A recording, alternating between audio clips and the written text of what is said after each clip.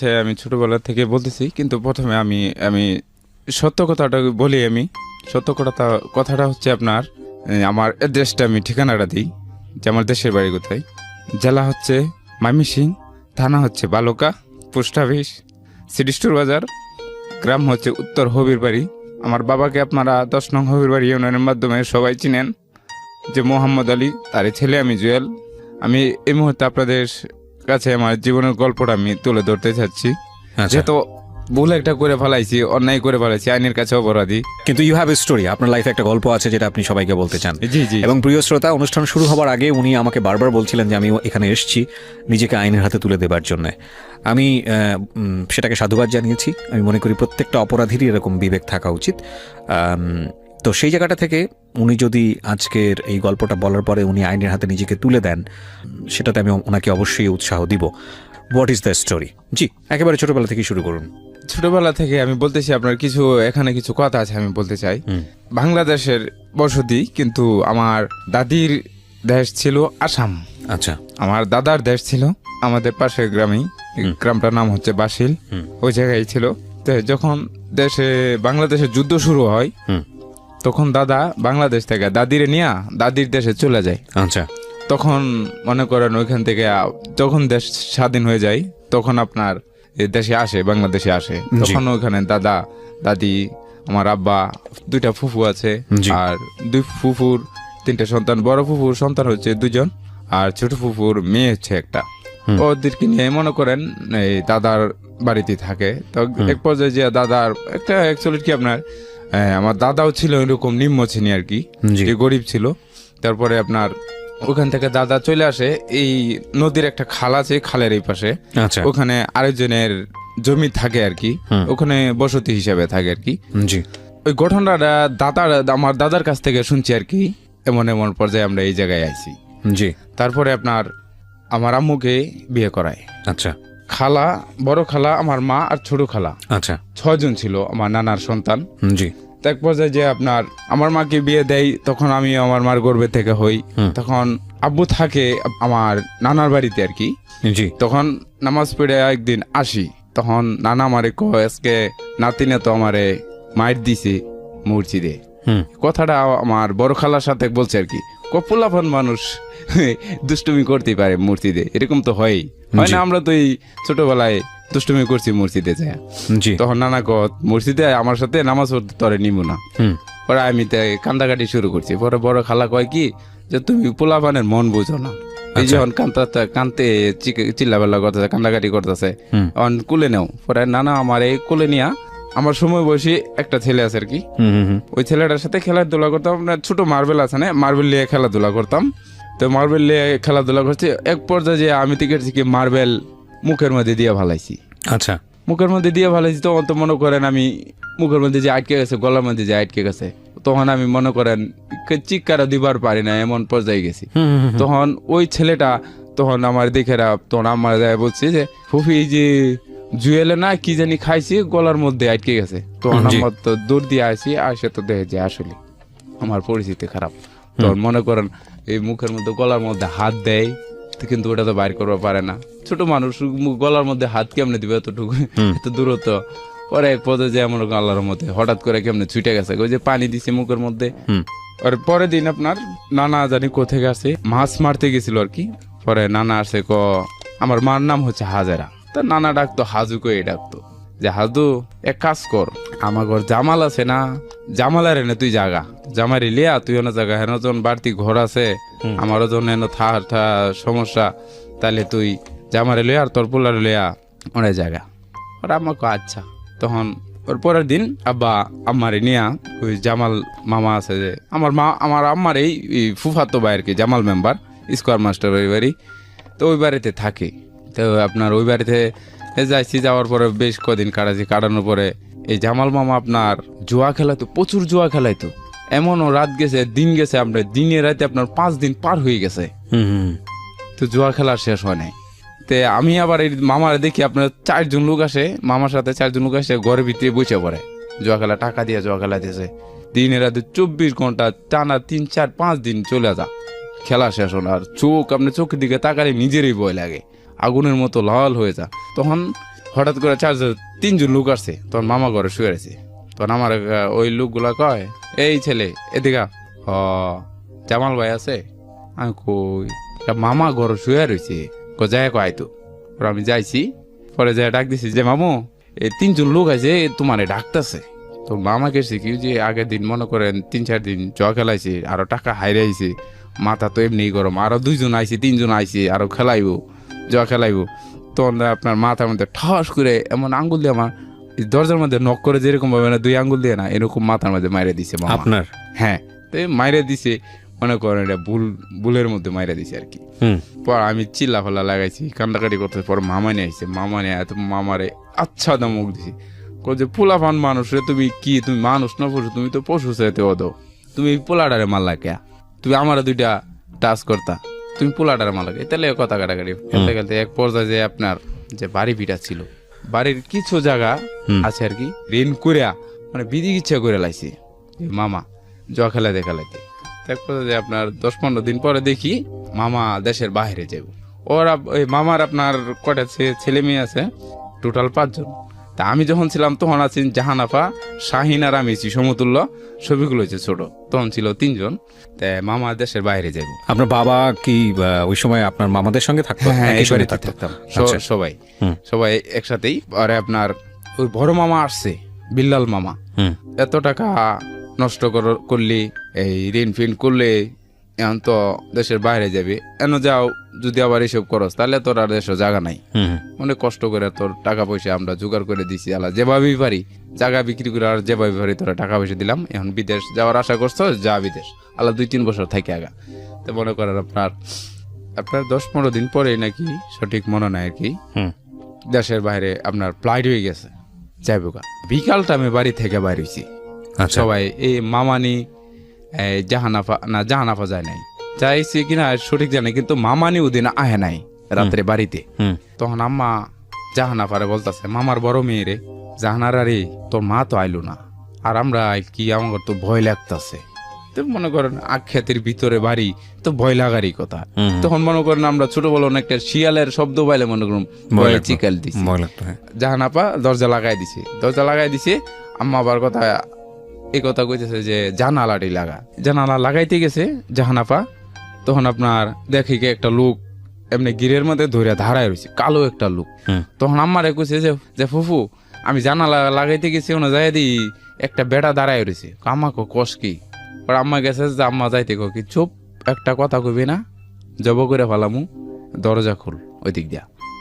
তখন তো মনে করেন আমরা চিল্লা ফাল্লা লাগাই দিচ্ছি, জব করে লাইবো, আমরা তো আরো ভয় পেয়ে গেছি। ওই লোক বলতেছে এটা? হ্যাঁ, ওই লোকে বলতেছে, মানে ওরা ডাকাত।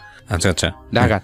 তখন যা মনে করেন একটা দরজা, এই রুমের ভিতরে ঢুকতে গেলে আপনার 3টা দরজা ভাঙতে হইব। মানে প্রথম যে ওয়ালটা মাটির, এটার মধ্যে মনে করেন 2টা দরজা, আর বারান্দার মাঝে একটা দরজা। প্রথম বারান্দাটা ভাইয়া, আর ঘরের ভিতরে ঢুকতে গেলে আরো 2টা দরজা ভাঙতে হবে। তখন আম্মা জাহানাফা লাগাইছিল আপনার বারিন্দার দরজাটা লাগাইছিল। তখন আম্মা যে এই দরজা লাগাই দিছে। তখন মনে করেন ওই দিক দিয়া, পিছন দিক দিয়া, এই বাড়ির সামুক দিয়ে আসে মনে করেন বারিন্দার দরজা ভাঙিয়া ফেলাইছি। মানে ওর উদ্দেশ্য এই বাড়িতে ঢুকবো, ওই যে কারণ মামা বিদেশ গেছে, টাকা পয়সা আছে, ওরা ভাবছে এখনো যায় নাই বিদেশ, মানে টাকা পয়সা সহ বাড়িতে আছে। মামা বিদেশ চলে গেছে। হ্যাঁ, মামা বিদেশ চলে গেছে ওদিন। পরে আপনার ওই যে মনে করেন বারিন্দার দরজা ভাঙা যখন মনে করেন রুমের দরজার মধ্যে আসে, তখন মনে করেন আমরা আরো জোরে চিল্লা ফেলে লাগাইছি। তখন আমাকে চিল্লা ফেলা শুনিয়া পাশের বাড়িটা তখন দূরত্ব ছিল আর কি, গ্রামের বাড়ি, এই 200 গজ, 250 গজ, 300 গজ, 500 গজ, 150 গজ, এত দূরে বাড়ি ছিল আর কি, দূরত্ব বাড়ি ছিল। তখন আপনার একটা বাড়ি ছিল কাছে আর কি, এই এরপর কাছে বলতে এরপর আপনার 250 গজ দূরে এই আখ্যাতের লাস্ট সীমাদা ওই বাড়িটা ছিল আর কি। ওই বাড়িটার মুরব্বীটার নামটা মনে নাই, কিন্তু মুরব্বীর ছেলের নাম মনে আছে, নাম হচ্ছে সবুজ। আচ্ছা। ওরা আবার মনে করেন আমার চাইতে অনেক বড়। মনে করেন আমার বয়স যদি তখন যদি আমার 6 বছর থাকে, ওনার বয়স 15 বছর বয়স ওই ছেলেগুলার। আচ্ছা।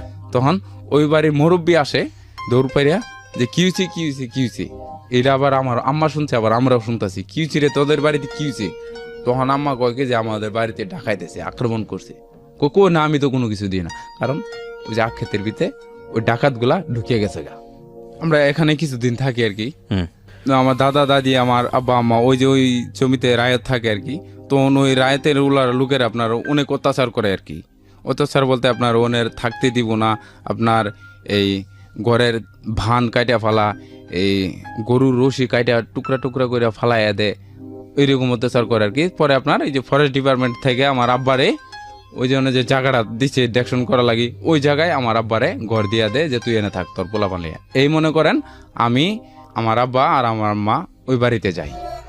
বিরতি নেব প্রিয় শ্রোতা, শুনছেন সিক্রেটস, আমাদের সঙ্গে রয়েছেন আজ। তখন এই পর্যায়ে যায় আপনার আমার দাদিরাও মনে করেন ওই জায়গায় থাকতে না, তখন আব্বা আমাদের এখানে নিয়ে আসে আবার, সবাই এক জায়গায় থাকি। তখন মনে করেন ওই জায়গায় আমরা থাকতে থাকি। তখন আমাদের বাড়ির 300 গজ দূরে একটা লোক, নাম হচ্ছে নুরুল হক, ওনাদের বাড়ি। আমার মা ওই নুরুল হকের বোন আছে আর একটা নাম হচ্ছে নূরজাহান। আমার মা আবার ওর বোনের সাথে খুব খাতির, মানে নিজের বোনের মতো চলাফেরা করে আর কি। তো আমার মা খালি ওই বাড়িতেই আপনার যাতায়াত করতো বেশি। তখন মনে করেন এভাবে মাস চলে যায় এরকম। মনে করেন একদিন আব্বা আসে, আইসা দেখে যে আমি বাড়িতে একা বসে রয়েছি। কিরে জুয়েল, তোর মা কো? আমি ওই বাড়িতে। যা তো তোর মারে নিয়ে গা। তখন মনে করেন একটা পুরুষের মন মানসিকতা কিরকম থাকতে পারে যে সব সময় আসে বাড়িতে পায় না। তখন মনে করেন একদিন আব্বা আপনার ডিউটি থেকে আব্বা আসছে রাত্রে, তখন আপনার 7টা 7:30 বাজে। ওই টাইমে আইছি, আব্বা আইসা দেখে আপনার আম্মা বাড়িতে নাই। তখন কয় তোর মারে তুই লিয়ে গা। আমি যেতাম না, প্রত্যেক দিন যেতাম না, আল্লাহর 30টা দিন খালি তুমি আমার কো আব্বা তুমি যেতারো না। পরে আপনার আব্বা তেল আমার লগে লো। তখন আব্বা আমারে কাদের মধ্যে লইছি, লইয়া যায় দেখে আপনার ওই লোকের সাথে বসা গল্প করতেছে। এই লোকটা কে ছিল? নুরুল হক।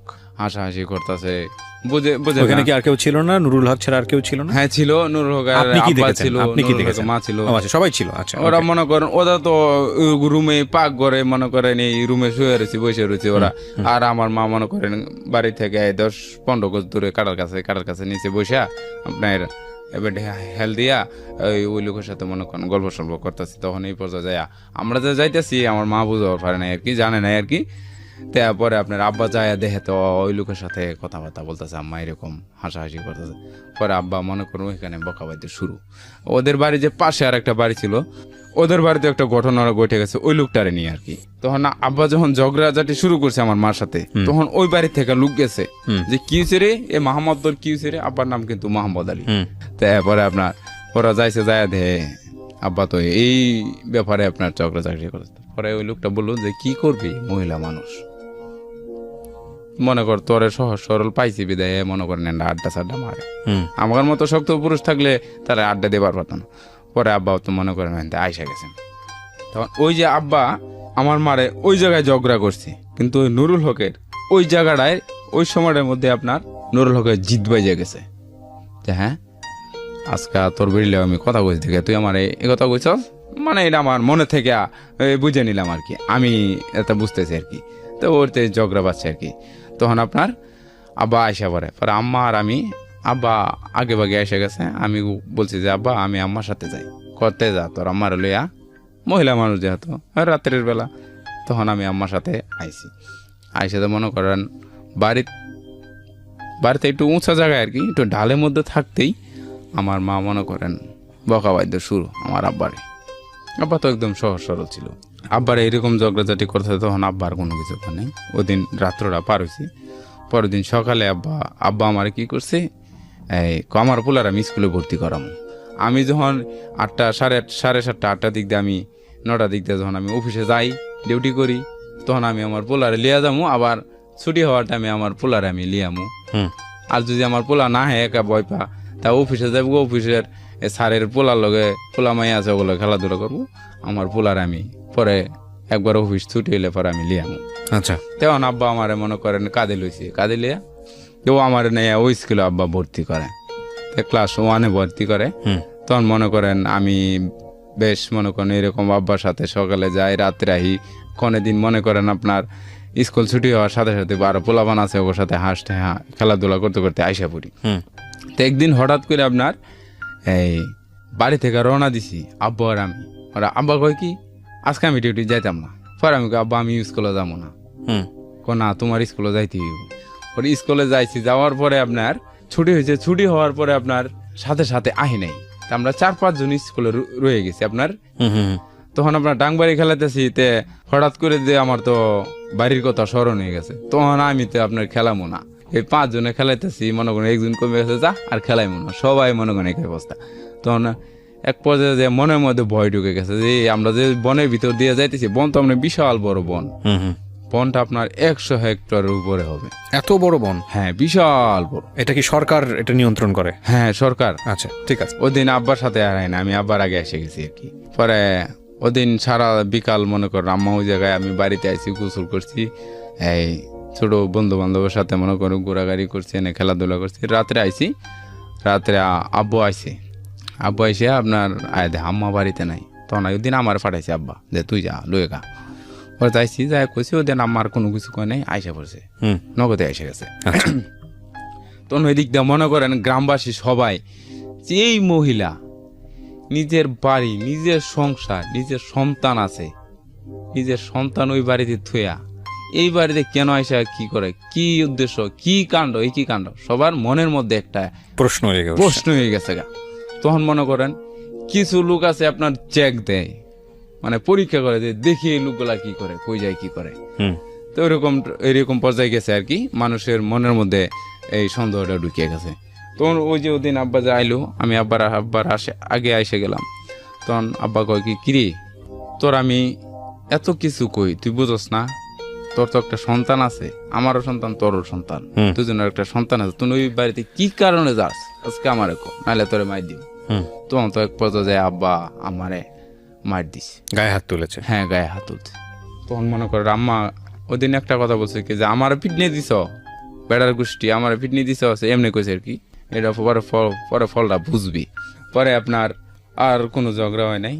আব্বা এক পর্যায়ে ঝগড়া লাগে, আম্মা একটা খারাপ একটা কথা বলছেন যে আজকা আমার বাড়ি থাকবার পারতে না বেড়ার গোষ্ঠী, তো ওর যেবি 2 চোখ যা, তুই হেফি যাবি, আমার ঘরও ঢুকতে পারতে না, কথা কইয়া আম্মা করে গেছে। পরে আব্বা তো পুরুষ মানুষ, জিত তো থাকতেই পারে। পরে আব্বা কয় কি, আমার সন্তানটা ধুয়ে গেলাম, আমি যাইতেছি গা। ওই যে মনে করেন এই সিডিস্টু বাজারে যাইতে আপনার গারো পিঠা কয়, গারোরা থাকতো আর কি উপজাতিরা, ওই জায়গার একটু সামনে হাতের বাম সাইডে একটা ঘর ছিল, টিনের ঘর, ওইটাও কিন্তু ফরেস্ট ডিপার্টমেন্টের জায়গা। ওই জায়গায় ফরেস্ট ডিপার্টমেন্টের লোক বসবাস করতো। ওরা কিছুদিন আগে গেছে আর কি, আরো 2 জন আছে। তখন আব্বা গেছে গা অনেক, আমি যাই অনেক কয়দিন থাইকে আহি, বাড়ির ঝগড়া চাকরির মধ্যে নাই। তখন আব্বা গেছে গা অনেক, তখন 2-3 দিন পার হয়ে যায়, আমার খালি আব্বার কথা মনে পড়ে। আমি দাদিরে কই যে দাদি, বু, দাদি ডাকতাম নাকি বু ডাকতাম আর কি, যে বু আব্বার লই যাও, আমি তো চিনি না, আমার লই যাও, কারা যা আয়া ভরবো। 4 দিনের মাথায় ফু কইতেছে, সেরা ডাল দেহ শুকাইয়া দেহ, খালি আব্বা আব্বা করে, খালি কান্দাকাটি করে। স্কুল আমি এরপরে আর স্কুলেও যাই না, তুমি গেরা বাইরে গে লই আও। ফুফু বলতেছে এই কথা দাদিরে। দাদি আচ্ছা ঠিক আছে, সন্ধ্যার সময় যাই, যাইছি, যাই দেখি আব্বা শুয়ে রয়েছে ওই ঘরের মধ্যে, ছোট ঘরের মধ্যে শুয়ে রয়েছে। আব্বার তো দেখে আমি ফুর্তি মানে পাগলের মধ্যে গেছি, জড়াইয়া ধরছি, যে আব্বার বুকের মধ্যে উঠছি। পরে আমি আজকে যাবো। আব্বা তুমি যখন, আব্বা আমার এই কথা কছে, আমার আব্বা আইসি, আমি আমার আব্বা লগে যাবো গা। আব্বা এই কথা কছে, বাড়িতে আইসি, আসার পর আম্মা জিজ্ঞেস করে তোর আব্বা আইসে না, এমনি কইতে থাকে, তোর আব্বা আইসে না। আমি আব্বা আইব, পরে আইব, আমার লাগে মজা লই আইব, মজা আনবো যে এই লেগে রয়েছে, পরে আইব। পরে আসলে আপনার এদিন রাত্রে আপনার 9টা-10টার দিক দিয়ে রয়েছে। তো হঠাৎ করে আমার মা আপনার বাড়িতে নাই, হঠাৎ করে কই যেন গেছে গা। আম্মা ডাকাডাকি করতেছি। পরে দাদি কো তোর আম্মা তো নাই, তোর আম্মা মনে হয় এই বাড়িতে গেছে গা, ওই বাড়িতে।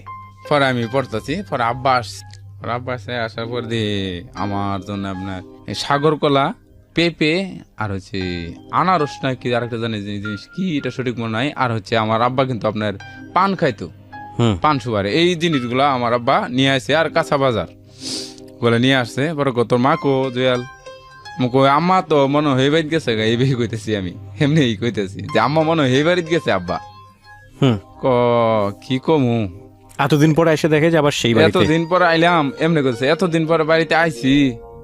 এরপরে দেখি তোর মা ওই বাড়ি, আমার অদৃষ্ট মন্দ। পরে দাদি আবার করছে গেছেই, অন বাড়িতে আইসা ওনার কোনো হাউকাউ করিস না, যাক মনের মধ্যে কুটির লোতে রাখে, ওই বাড়িতে যা, এটা একদিন প্রকাশ হইবই, তুই বাদ দে, তুই কোনো কিছু কথা কছিস না। পরে আব্বা আর কোনো কিছু কইস না। পরে ওদিন আমার আম্মা আসছে আপনার এই 11টার দিক, 11টা, হ্যাঁ রাত্রে 11টা। তখন আব্বাও কোনো কিছু কয় না, আম্মাও কোনো কিছু কয় না। পট করে আব্বা কয় কি রাঁধছস, কি রান্দা আছে দে তো কিছু খায় ভালাই। হুম। কি রান্তাম, এতদিন পরে আইছি, কি লয়ে আইছে, কি থয়ে গেছে আর কি রান্তাম, অথচ ভাত আছে, আচ্ছা তরকারিও আছে। তারপরে আপনার পরে আব্বা আর কোনো কিছু খায় নাই। যে আব্বা যে এক কথা বলছে, এক কথা বলে আপনার প্রশ্ন উত্তর পাইছে অনেকটি, এত উত্তরের দরকার কি। তারপরে আর আব্বা খায় নাই। আব্বা এই চৌকির মধ্যে শুয়ে রয়েছে।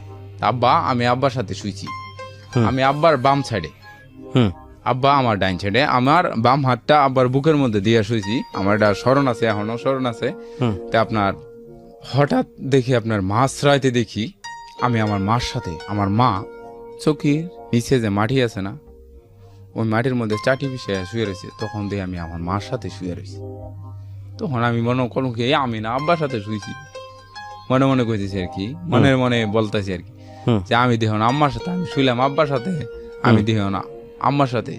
তখন আপনার হঠাৎ করে দেখি আপনার ওই ঘর থেকে মানে একটা লোক আসতেছে বাগান জানালা দিয়ে। রাতের বেলা আপনি দেখেছেন? রাতের বেলা। পরে আপনার ওই লোকটা আইসা দাঁড়ায় রয়েছে, মানে বাতি জ্বালালো কি, কুপিটা জ্বালানো আর কি। পরে ওই লোকটা এনে দাঁড়াইছে। তখন আমার মা ভাবছে কি যে আমি ঘুমায় রয়েছি, আচ্ছা ঘুমিয়ে আছি আর কি। তখন আমি যে এমনি তো শুয়ে রয়েছি, এমনি উপর দিকে তো চোখ আমার তাকায় রয়েছে। তখন আমি তাকাই দিই ওই লোকটা, ওই নুরুল হক। তখন আম্মা জানি কেমনে দেখে বলেছে আমি জাগ না। তখন আম্মা কাপড় যে আঁচল আছে আঁচলটা দিয়ে আমার মুখটা রেখে বলেছে। তখন তো আমি জোরাদুর করবো না যে দেই লোকটাকে আমি চিনা বলাই। বাবা কোথায় তখন? তখন আমার বাবা খাড়ে চোখের মধ্যে শুয়ে রয়েছে। ওই লোকটা তখন কোথায়? ওই লোকটা এই যে মাঠের মধ্যে যে আমি আর মা শুয়ে আছি না, ট্রেন এখানে আমার মাথার পাশেই কুপি জ্বালানো আছে, ওই কুপিটার এখানে দাঁড়ায় রয়েছে ওই লোক। তার মানে একদম কাছাকাছি। হ্যাঁ হ্যাঁ হ্যাঁ, একই ঘরের মধ্যে উনি? হ্যাঁ একই ঘরে। আপনার বাপ ঘুমন্ত অবস্থায় আপনি দৃশ্য দেখেছেন? হ্যাঁ হ্যাঁ হ্যাঁ। বয়স কত তখন আপনার? কোন ক্লাসে? আমার বয়সটা তখন আমি আপনার 9 বছর, ক্লাস 2 এ পড়েন। 2 এ পড়ি আপনার। 2 এ আপনার মানে পরীক্ষার কাছাকাছি আর কি। ওকে ঠিক আছে, বলেন। তারপরে আপনার আমি তো লোকটা চিনা পারে স্যার, আর দেখলে কি হবে না দেখলে কি হবে। তখন যে লোকটা যে ক্ষতি করার জন্য আসছে এটা কিন্তু আমি বুঝি নাই। তখন আপনার ওই লোকটা মনে করেন আমার কাপড় গেছে। তখন আমি যে কি মনে করি আমার কোনো কিছু ইয়া নাই, আমি তো বুঝবার পারতেছি না এর গর্বে কি হইতেছে নাকি কেউ খুন করতেছে নাকি, এটা ওরকম আমি কোনো কিছু বুঝবার পারি নাই। তারপরে আপনার সকাল হয়, সকালে আমি ঘুম থেকে উঠে দেখি অনেক ভোরে আমার মা যেহেতু মনে করেন এক জায়গায় মার সাথে শুয়ে রয়েছি, মনে করেন হঠাৎ করে হাত নাড়াচো করে আম্মা করে ইয়া করছে, তো আম্মা নাই। তখন তো উঠে দেখি আপনার সকালের পর যাই, মানে আকাশ পরিষ্কার হয়ে গেছে আর কি।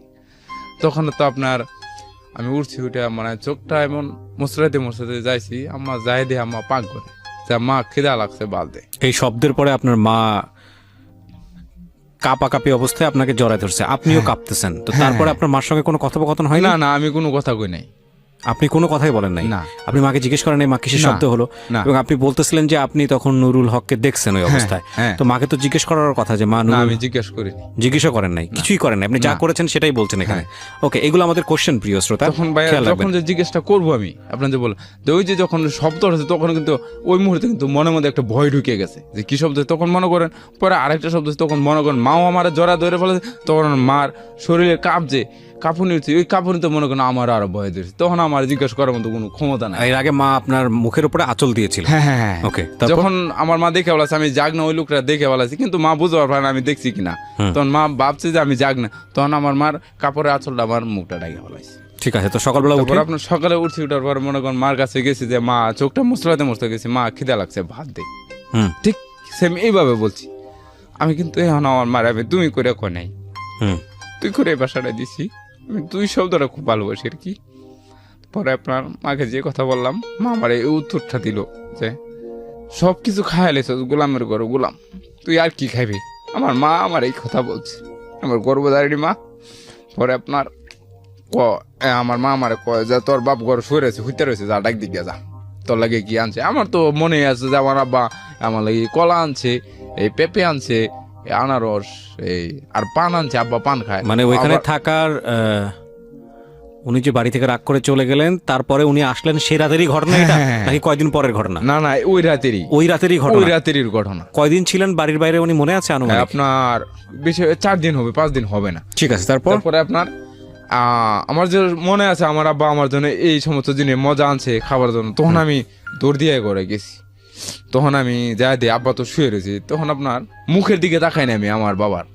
তখন আপনার আমি আব্বারে ডাক দিছি যে আব্বা আব্বা 3টা ডাক দিয়েছি। তখন আপনার এই যে বাম পাশের যে হাতটা আছে, আমার বাবা কিন্তু চৌকির এক সাইডে শুয়ে রয়েছে। চোখের যে এই হাতটা বুকের উপরে, আর এই হাতটা চোখের মাঝে এইভাবে পড়ে রয়েছে। তখন আমি এই যে 3টা ডাক দিছি, যখন 3টাকে সারা না দিছি, তখন আপনার এই যে এই হাতটা আছে, তখন আমি এমনি এমনি নাড়া দিছি, আব্বা উড়ো, সকাল হয়ে গেছে উড়ো, এমনি করতেছি। আপনার হঠাৎ করে এই হাতটা এমনি ঝুলে গেছে, তারপরে বুঝবার পারি নাই। যখন এমনি ঝুলে গেছে, তখন আমি আম্মারে ডাক দিছি যে আম্মা, না ভুল বলছি ভাইয়া, না আরেকটা কথা আছে। যখন এইভাবে হাতটা ঝুলে গেছে, তখন আমার বাবার মুখের দিকে চোখটা পড়ে গেছে, মানে আমার বাবার মুখের দিকে আমার নজরটা গেছে। তখন দেখি যে বাবা রাত্রে পান মুখে নিয়ে শুয়েছিল, পান খাইছিল। তো পানের পিক গুলো আছে না, এই পানের পিক গুলা ঠিক এইভাবে এই যে ঠিক এই জায়গা পর্যন্ত আপনার গলা পর্যন্ত আপনার বায়া বায়া পড়ছে, বায়ে বায়ে যে পড়ছে, মানে একটা একটা মুরগি জবাই দিলে আপনার রক্তটা একটা শুকনা মাটির মধ্যে থাকলে কিরম শুকায় জানা, ঠিক সেম এই পানের পিরিচকি গুলো আপনার এই পর্যন্ত শুকায় চরচরে হয়ে রয়েছে। পরে আম্মারা ডাক দিছি যে আম্মা এদিকে আয়ো। কে কিছে আমাকে ওই আব্বার তো ডাক দিছে, আব্বা তো উড়ে না, হাত কিবা ঝুলে গেছে গা, চোখে থেকে হাত ঝুলে গেছে গা।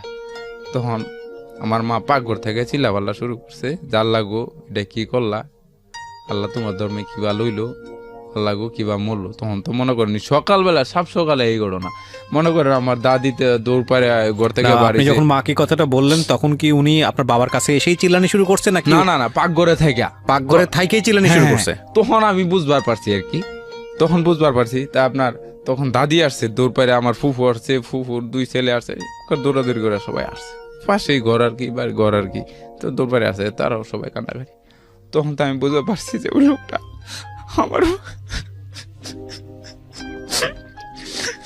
তখন আমি বুঝবার পারছি যে ওই লোকটা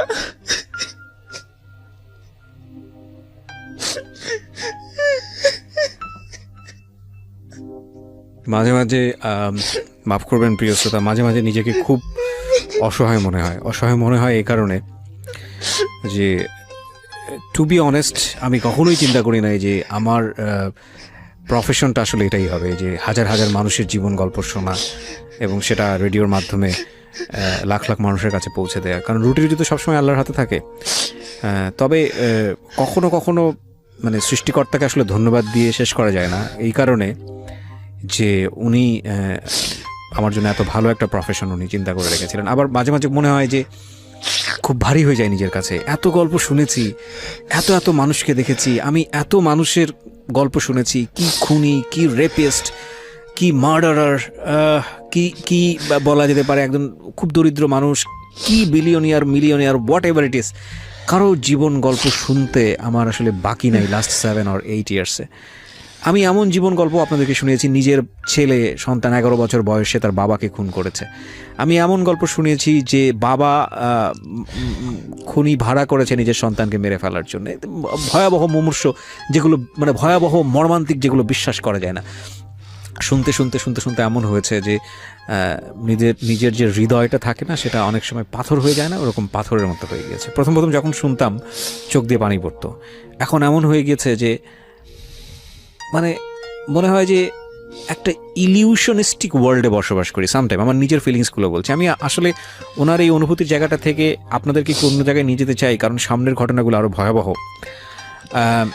পৃথিবীতে কিছু কষ্ট থাকে, কিছু দুঃখ থাকে, যে বিষয়গুলো টু বি অনেস্ট কোনোভাবেই আপনি সেগুলোর কি বলা যেতে পারে বাস্তবিক কোনো দুঃখ কষ্ট, একটা মানুষকে বন্দুকের সামনে দাঁড় করিয়ে দিয়ে বন্দুক দিয়ে গুলি করার পরে মরে যাওয়ার জন্য যে কষ্ট, এই কষ্ট দিয়ে আপনি কখনোই তাকে সেই কষ্টের তুলনা করতে পারবেন না।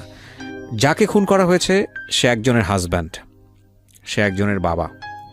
হাজব্যান্ডের জায়গা থেকে কমপ্লেন থাকতেই পারে যে আমি আমার যেই স্বামীর সাথে সংসার করি বা যেই ভদ্রলোকের সঙ্গে সংসার করি তিনি আমার মনের মতো না, কিন্তু বাবার জায়গাটিতে যখন ওই মানুষটি বসছেন, একটাই মাত্র ছেলে এবং বাবাটি সহজ সরল, তখন ওই ছেলেটার কষ্টের জায়গাটা, এটা আমার আসলে ব্যাখ্যাতে, আমি যত বড়ই প্রেজেন্টার হই না কেন, আর যে হই না কেন, বা যেই হই না কেন, আমার জায়গা থেকে ব্যাখ্যা করা কেন, পৃথিবীর যে কোনো জায়গা থেকে এই ব্যাখ্যাটা করা খুব কঠিন।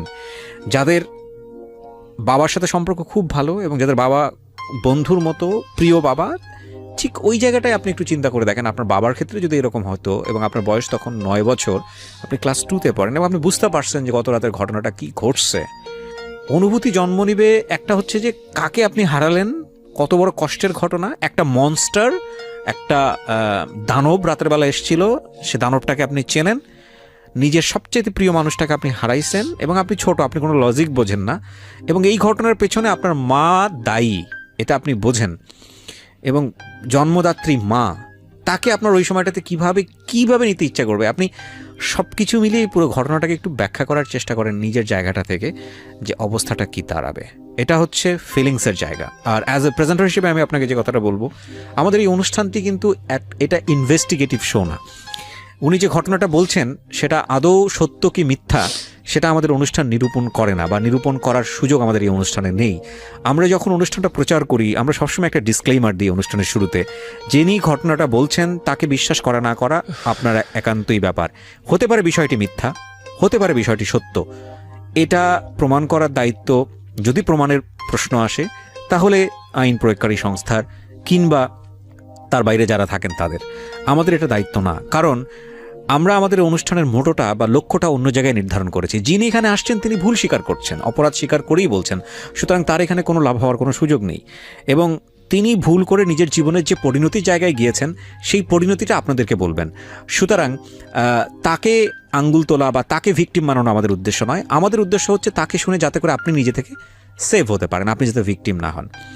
তবে পুরো গল্পটা বোঝার জন্যে সিচুয়েশন বোঝাটা খুব জরুরি, যে কারণে হয়তো বা এরকম একটা সময় ওনাকে একটু পজ দিলাম, আমি কিছু বললাম। আর আমার আসলে মাঝে মাঝে খুব ক্লান্ত লাগে, ক্লান্ত লাগে এই কারণে, পৃথিবীতে কিছু সম্পর্ক থাকে, বিলিভ করেন, এই সম্পর্কের জায়গাটাতে কোনো কোশ্চেন শুনতে ইচ্ছে করে না এবং কিছু বলতে ইচ্ছে করে না। To be honest, I am the luckiest son in the world. আমি এমন এক বাবার সন্তান। আমার বাবা বিডিআরে ছিলেন, আমি খুব প্রাউডলি বলি তিনি দেশের জন্য শহীদ হয়েছেন। এবং সেটা অন্য গল্প, নিজের জন্য নাইবা বললাম, আমিও তো কারো সন্তান। তো যখনই আমরা গল্পগুলো শুনি না কেন, নিজের সঙ্গে রিলেট করার চেষ্টা করি, তো ইকুয়েশন মেলাতে পারি না। এই বাবা মায়ের জায়গাটাতে যখন কোনো বিষয় চলে আসে যে এই ধরনের কোশ্চেনের ফেস করতে হবে, মুখোমুখি হতে হবে, তখন এটা আসলে খুব কঠিন হয়ে যায়। তবে এটা ঠিক, আমাদের পৃথিবীটা আমাদের অভিজ্ঞতার চাইতে বড়।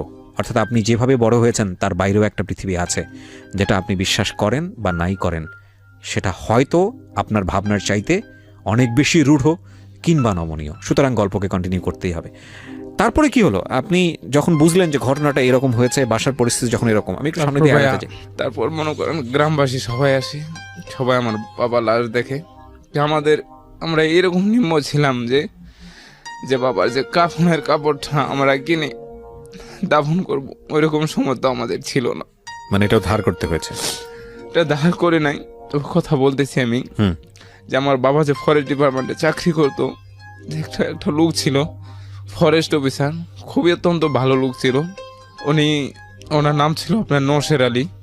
তো আমি যখন বড় হই তখন আমি জানতাম যে উনি ময়মনসিং কোর্টে আপনার পিপি ছিল আর কি। পিপি এখন কোথায় আছে জানি না আর কি। আচ্ছা। তারপরে ওই আমি মামায় ডাকতাম আর কি, ওই ফরেস্ট অফিসার কি নওশের আলী মামাকে। তো ওই মামা খবর পাইয়া মনে করেন ওই ফরেস্ট ডিপার্টমেন্টের অফিসে যত গার্ড ছিল সবাই মনে করেন এই লেন্স অফিস থেকে, এই ফরেস্ট ডিপার্টমেন্টের অফিস থেকে, বিড অফিস থেকে সকলেই আসছে। সব মনে করেন আমার বাবা লাশ দেখলো, এই গ্রামবাসীরাও দেখলো, গোসল টোসল করালো। মনে করেন আমার বাবাকে সবাই চিনতো, সবাই ভালোবাসতো আমার বাবাকে। তখন মনে করেন এলাকার মুরব্বীরা সবার মনের মধ্যে একটা প্রশ্ন জায়গা আছে, যে এই পোলা, এই মাহমুদ আলী এই 3-4 দিন যাবৎ বাড়িতে থাকে না, আমরা শুনছি দেখছি, কিন্তু রাত্রে বাড়িতে আসলো, কোনো অসুস্থ না, সুস্থ মানুষ। এই লোকটা সকালে তার লাশ আমরা দেখলাম। কারণ কি? আর লাশ, সে যদি অসুস্থ থাকতো এই পানের পিক মুখ থেকে গলা পর্যন্ত জড়ায় পড়েন। এই মাহমুদ আলীকে ওই নুরুল হকে আর এই জুয়েলার মাইরা ফালাইছে। এটা কি আপনাদের লোকজন বলা বলি করতেছে? গ্রামবাসী মুরব্বীরা বলা বলি করতেছে। তখন আমি মনে করেন 9 বছর বয়স, 9.5 বছর বয়স, মুরব্বীদের সামনে দাঁড়াই মনে করেন দাদির কান্দা দেখি, মনে করেন আমার যে কান্না, 2 চোখের কান্না নাই, আমার আর পানি নাই। আমি তখন বুঝবার পারি যে বাবা হারানোর কি যে বেদনা, কি যে যন্ত্রণা। তখন মুরব্বীদের কাছ থেকে এই সমস্ত কথা শুনি, কিন্তু আমার মাথার মধ্যে এগুলো ঢুকাই না। তা মনে করেন তো আমার কাদির মামা আছে, যে বড় মামা, ওই মামা মুরব্বীরা এই কথা বলতেছে। তা মামা ওই কথা বলতেছে, হঠাৎ করে মুরব্বীরা খেপে গেছে যে তোর বোনে আমাগর এলাকার পোলারে মাইরা ফেলাইছি, তগরে ধরতাম, তগরে পুলিশে ধরাই দিন।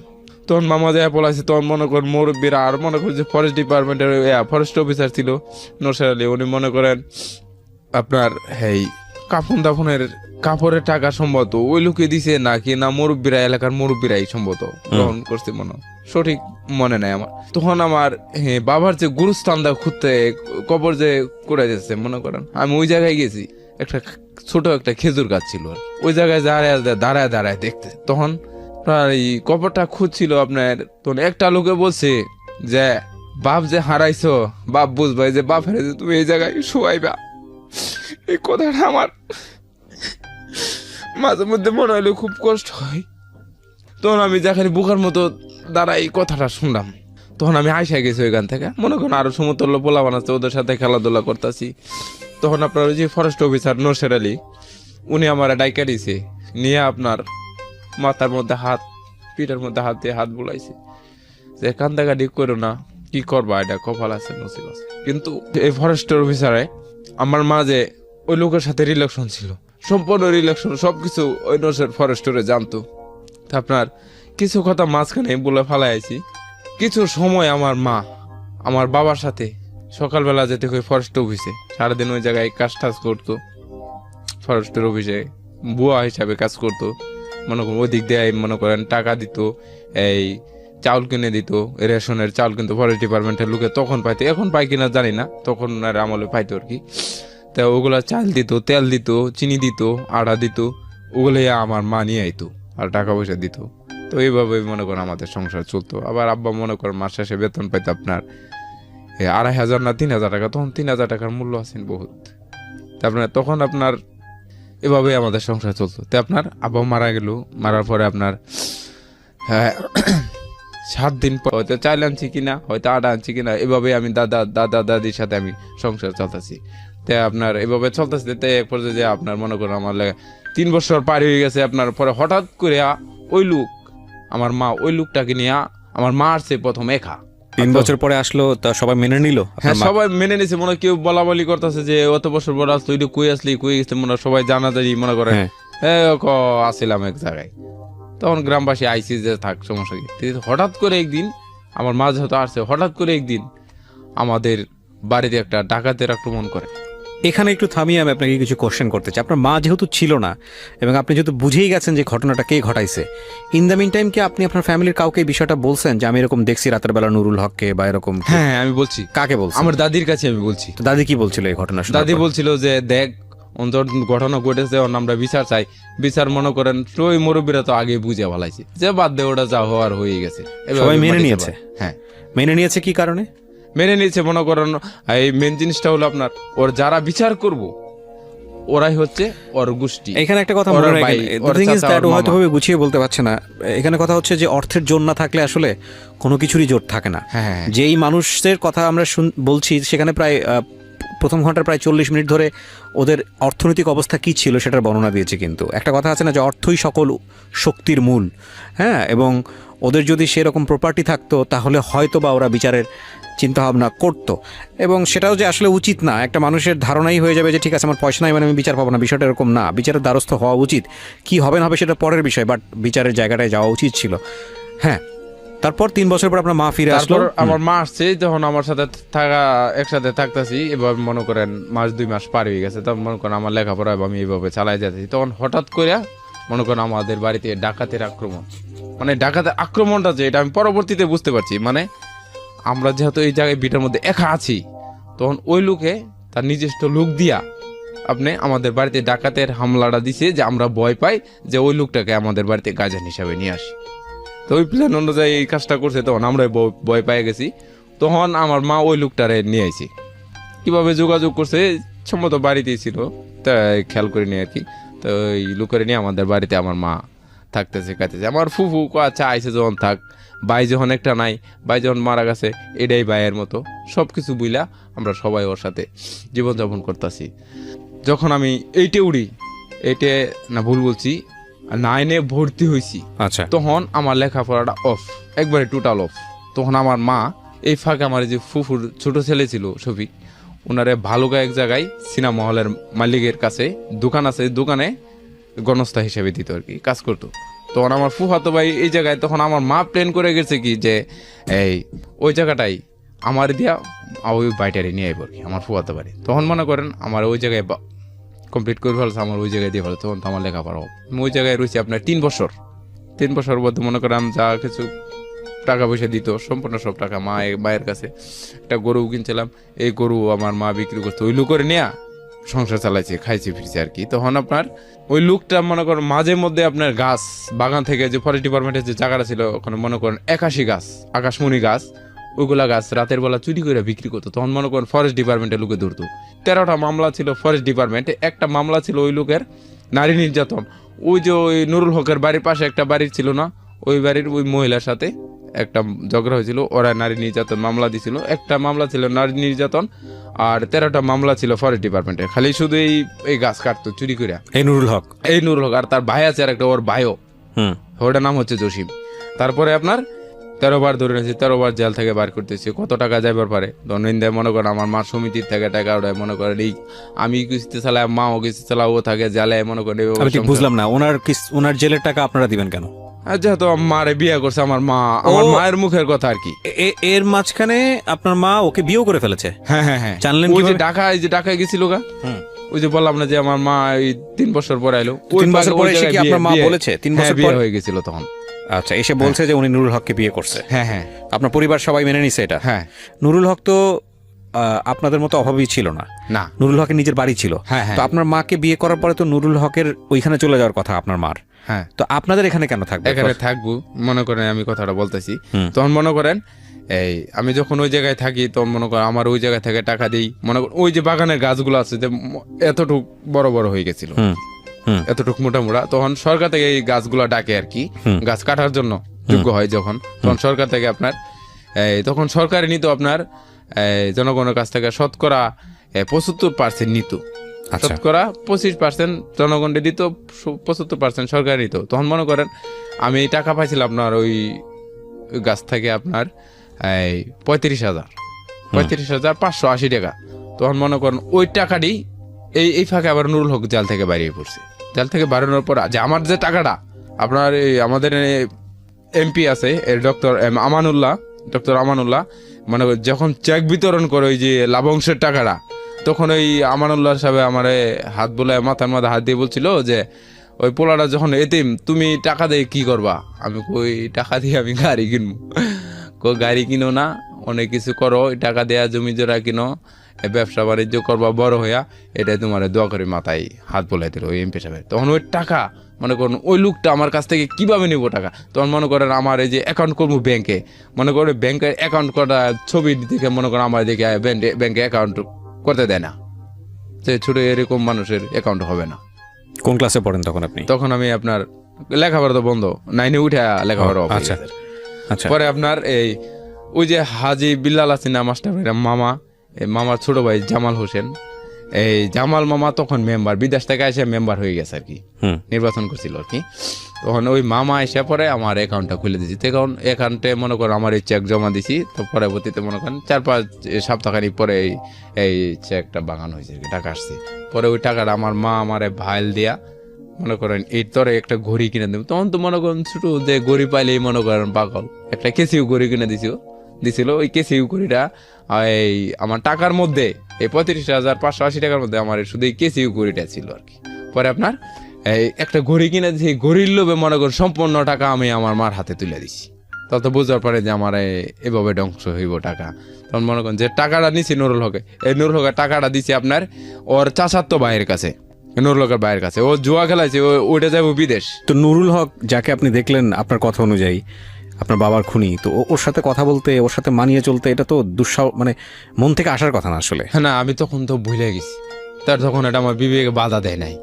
মানে আপনার বিবেক থেকে এই বিষয়টা মনে হয়নি যে ঠিক আছে নুরুল হকের সঙ্গে খারাপ ব্যবহার করি বা এরকম কোনো কিছু আসে নাই? হ্যাঁ, পরে আপনার আমি বালুঘা থেকে আইসা গেছি, আমি আর অনেক কাজ করবো না। তখন তো মনে করেন বাড়িতে ঘোরাঘুরি করি, তখন মনে করেন আমার মা কয় কি তুই এভাবে ঘোরাঘুরি না করে এলে আবারও বাদ দিছি তখন তো একটা কিছু কর, রিক্সা চালা। তখন মনে করি রিক্সা চালাইয়ের মধ্যে ঢুকে গেলাম। দৈনিক মনে করেন 100 কামাই 200 কামাই এরকম আর কি, এই রিক্সা চালাই, আমি সংসার চালাই। আর ওই লোকে কি করে রাত্রেবেলা বাড়ি থেকে বাইরে সারা রাত জুয়া খেলে সকালবেলা এসে মনে করেন মার সাথে খারাপ ব্যবহার করে, আমার সাথে দুর্ব্যবহার করে, আমারে মনে করেন এই অত্যাচার করতে থাকে। এই পর্যায়ে চলতে চলতে মনে করেন আমার যে টাকাটা ছিল, ও যে মনে করেন আমার মাকে বিয়ে করার আগে ওই লোকে যে লোকের কাছে টাকা দিছে, ওই লোকের এই ছোট বোনের জামাইয়ের কাছে এই জুয়া খেলছে, ওগুলো টাকা ধার নিছিল 10,000 টাকা। আমার মাকে বিয়ে করার পরে আমার যে টাকাটা ওই লোকের কাছে দিছে, ও আমার কাছ থেকে ওর টাকাটা আমার কাছ থেকে কাটিয়ে নিছে। লাভ হচ্ছে আমার মনে কর শুধু আমার 6,000 টাকা দিছিল, আমার সম্পূর্ণ টাকা করে লাভে আসলো, এই 10,000 টাকা কেটে নিল। কিন্তু আমার টাকার কোনো মূল্য নাই, আমি বিচার চাই বিচার পাই না। কার কাছে বিচার দেবো? যাদের কাছে বিচার দেবো ওরই ভাই, ওরই চাচা, ওরই মামা, আমি কোনো সূক্ষ্ম কোনো বিচার পাইলাম না। গ্রামের মধ্যে প্রতিদিন ওই বাড়িতে দাঁড়িয়ে আমি কান্নাকাটি করে বলছি আমার মা আর আমি, যে আমার এই হেতিমে টাকা যে মারে দিছে আল্লাহ, যে এই যে বংশ যে পুরি নিপুরি করে ভালা, এই টাকাটি আমার এইভাবে শেষ করলো। এলো দ্বিতীয় আপনার এভাবে চলতেছে মনে করেন, বেশ অনেকদিন চলতেছে মনে করেন। তো হঠাৎ মনে করেন আমি এক জায়গায় চাকরি নিছি, ওই জায়গায় চাকরি মনে করেন একটা মেয়ের সাথে আমি রিলেশন করে ফেলাইছি। একসাথে এরকম চলাফেরা করতে থাকতেছি, আমি ওনারে কাকা ডাকি, উনি আমার বাইস্তার মতো দেখে মনে করেন এই পর্যায়ে যা মনে করেন আমি এইভাবে ঘোরায় ঘাড়ায় মনে করেন বিয়ার যোগ্য হয়েছি, বিয়ে করার বয়স হয়েছে। আমি বিয়ে করছি আপনার এই 2016 জানুয়ারি মাসের 8 তারিখে। তখন আপনার আমার বিয়ের যখন বয়স হয়েছে, তখন আপনার আমি আমার মারে বলি, মা আমি বিয়ে করব। আমি নুরুল হকের ঘরে আপনার মার কোনো সন্তান ছিল না? না, কোনো বাচ্চা কাচ্চা হয়নি? না, কোনো বাচ্চা কাচ্চা হয়নি।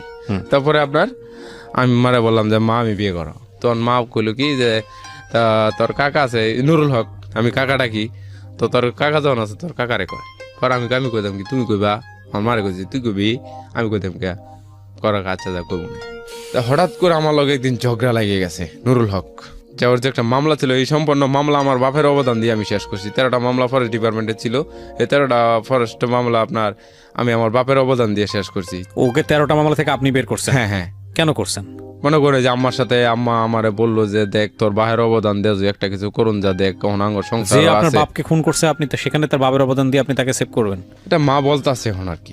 আমার তো মনে করে একটা জিনিস একটু বলি যে জীবনটা আসলে কিন্তু আমাদের এই সিনেমার গল্পের মতো না। হ্যাঁ, এখানে একটা বিষয় লক্ষ্য রাখবেন যে মানুষ পুরোপুরি তার ইমোশনের এক ধরনের দাস। যদি একটা ইংরেজিতে কথা আছে, habit is the second nature of man. মানুষ অভ্যাসের দাস।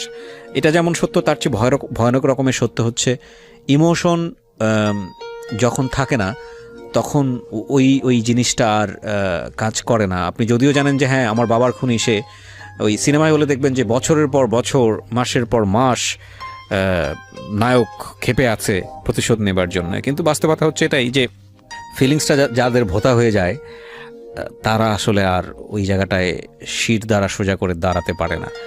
এবং সেই দাঁড়ানোটা মানে যে প্রতিশোধ নেওয়া তা কিন্তু না। দাঁড়ানোটা মানে হচ্ছে অন্তত ওই মানুষটাকে অ্যাভয়েড করা, অন্তত অন্যায্য কোনো কিছু না করা ওই মানুষটার জন্য, অন্তত বাবা কষ্ট পাবে, বাবার আত্মা কষ্ট পাবে এরকম কোনো কাজ না করা। তো ও যেটা বলছে, ওর জীবনে যেটা ঘটেছে সেটাই বলছে। এখানে ও আসলে নিজেকে হিরো প্রমাণ করার জন্য আসে নাই। সেখানে আমরা যদি যুক্তি খুঁজতে যাই কখনো কখনো আমরা হোঁচট খাবো আমাদের নিজের বিবেকের কাছে, বাট এটা ওর জীবনে সত্য। হ্যাঁ, সো ওইভাবেই ও বলছে এখানে। বাট ঘটনা আসলে কতটুকু কীভাবে ঘটেছে সেই জায়গাটায় আমরা কোনো গ্যারান্টি দিতে পারবো না, because this is not investigative show. এবং ইনভেস্টিগেশনও যে আসলে 100% কারেক্ট হয় সবসময় সেটা কিন্তু না। কারণ যা আপনি দেখেন কিংবা যা দেখানো হয় আপনাকে, যা আপনাকে শোনানো হয়, যা আপনি শোনেন, তারপরেও একটা বিশাল প্রশ্নবোধক চিহ্ন থেকে যায়, এবং সেই চিহ্নটাই হয়তো বা সত্য, এবং সেই চিহ্নটা আসলে কে কতটুকু আবিষ্কার করতে পারেন, মিডিয়া কতটুকু আবিষ্কার করতে পারে, বা অন্যান্য ইনভেস্টিগেশনের জায়গা থেকে কতটুকু আবিষ্কার করতে পারে, সেটা একটা বড় ধরনের চ্যালেঞ্জ, এবং এই চ্যালেঞ্জটা যে সবসময় সঠিক হয় তা কিন্তু না। ঠিক আছে, তো আপনি যেটা বললেন যে আপনি নিজে চেষ্টা করে আপনার এই নুরুল হক, আপনার বাবার খুনি, আপনার কথা অনুসারে আপনি তাকে এতগুলো মামলা থেকে, ফরেস্টের মামলা থেকে আপনি তাকে বাঁচিয়ে দিয়েছেন। তারপর এই ফাঁকে এর মাঝখান দিয়ে আমার দাদাও মারা যায়। তখন ওই বাড়িতে আমি, আমার মা, আমার দাদি, আমার ফুফু, আমার ফুফুর 2 ছেলে মুনির, সবাই আমরা ওই ভিটার মধ্যে আছি। তখন মনে করেন ওই নুরুল হকে আমার সাথে একদিন ঝগড়া লাগছে। ঝগড়া লাগার পরে আপনার আমারে মনে করেন অনেক কিছু খারাপ ওরশৃঙ্খল বাসা দিয়েছি। তখন আমার ফুফু দেখছে, ফুফু দেখে কয় কি, আমার ফুফু আমার বলছে যে জুয়েল তে এবার যে গালাগালি করতেছে, তে মনে কিছু নিস না বাবা, তোর আব্বা বাইচা থাকতো, তোর আব্বা গালি দিলে কি করতো। তখন ওইটা ভাইবা, তখন আমি আর কোনো উত্তর দেই না কোনো কথা। তখন মনে করেন ওই নুরুল হক ওই বাড়ি থেকে আমার ফুফুরে বাইর করলো। আমার ফুফুর 2 সন্তান থেকে আমার দুইটা ফুফাতো ভাই ছিল, যে ফুফুর 2টা সন্তান ওই বাড়ি থেকে বাইর করে দিল, আমার দাদিকে বাইর করে দিল এক এক করে। ওর উদ্দেশ্য হচ্ছে যে এই বসত বাড়িতে ও থাকবে। মনে করেন ওই বাড়ি থেকে এক এক করে সবাই বাইর করে দিছি, লাস্ট পর্যায়ে রইলাম আমি। বিরতি নেব প্রিয় শ্রোতা, শুনছেন সিক্রেটস, আমাদের সঙ্গে রয়েছেন আজকে জুয়েল। বিয়ের চাপ দিলাম আমার মাকে।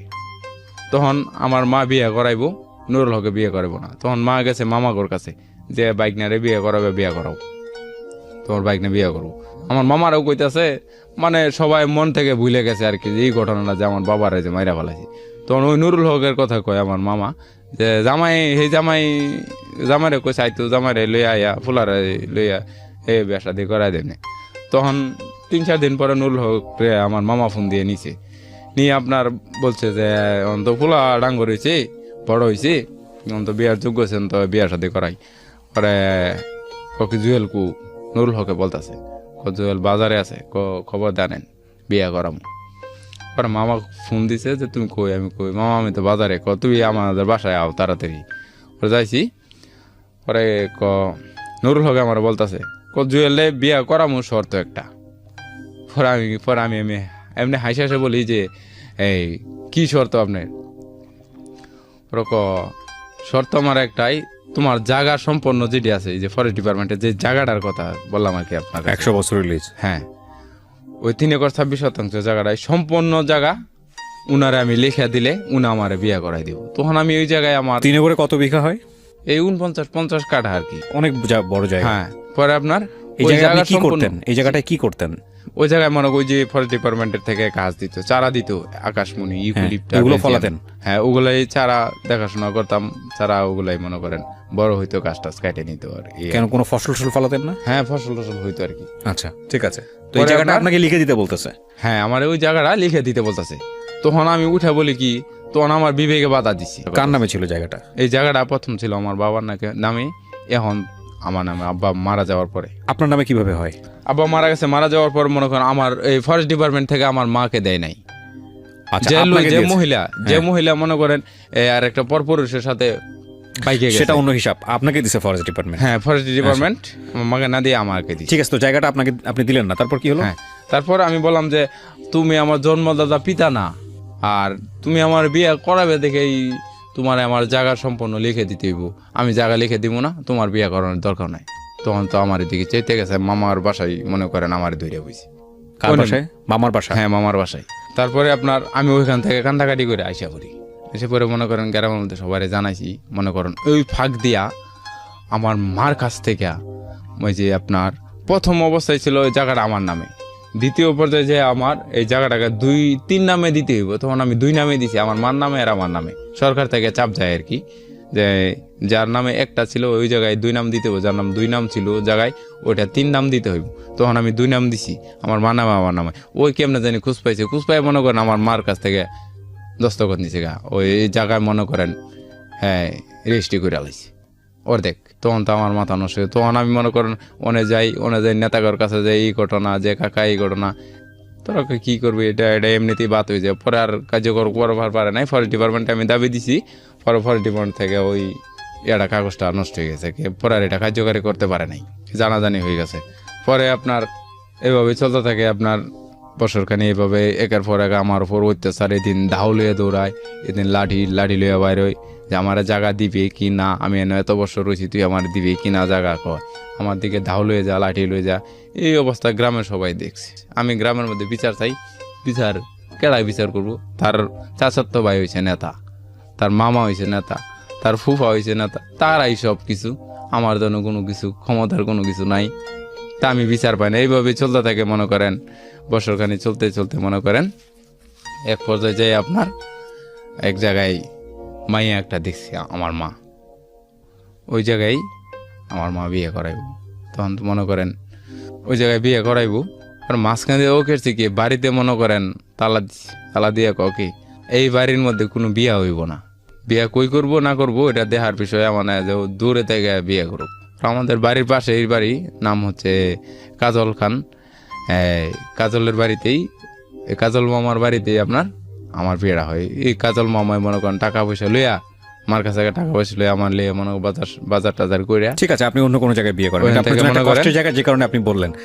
কিন্তু মূল ঘটনায় আমি আসতে চাই, যে ঘটনাটার কারণে আজকে আপনি এখানে নিজেকে খুনি হিসেবে আপনি এক ধরনের কনফেস করছেন, এবং আপনি আমাকে অনুষ্ঠানের শুরুতেও বলেছিলেন যে আপনার বিবেক বলে আইনের কাছে নিজেকে সোপর্দ করতে।